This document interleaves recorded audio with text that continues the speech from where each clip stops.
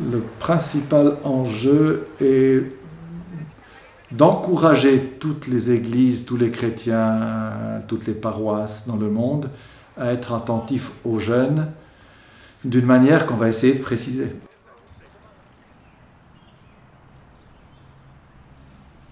J'ai la joie d'avoir ce privilège, comme les évêques suisses d'ailleurs. Quand ils viennent à Rome, ils peuvent loger à la garde suisse, ils sont toujours les bienvenus. On mange avec les gardes, on partage un petit peu leur quotidien, et c'est extrêmement bien placé pour un synode parce que c'est à 2 pas de la salle où se déroulent les séances.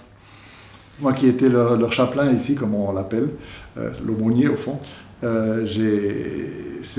vraiment la tâche de l'aumônier d'être avec eux. Et donc je ne passais jamais à côté d'un garde sans m'arrêter, sans échanger quelques mots, et ça me vient spontanément maintenant.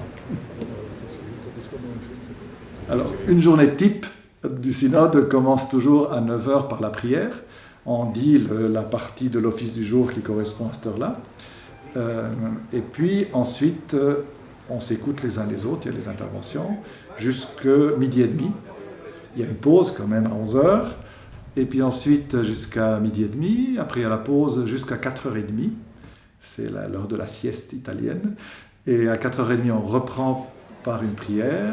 Et on termine aussi toujours par la prière de l'Angélus. J'ai oublié ça. Chaque séance prend 4h30 jusqu'à 7h15.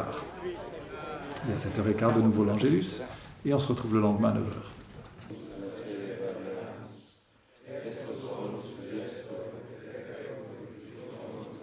On s'inscrit dès le commencement du synode. On a la possibilité de s'inscrire pour prendre la parole.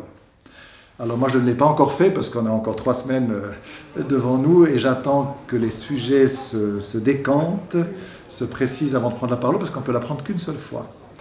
Alors pour l'instant, on passe nos séances de 3 heures à s'écouter, enfin à écouter celui qui parle et le suivant et le suivant. Mais le pape a introduit une nouveauté cette année, 5 interventions de 4 minutes et le Saint-Père a demandé 3 minutes de silence.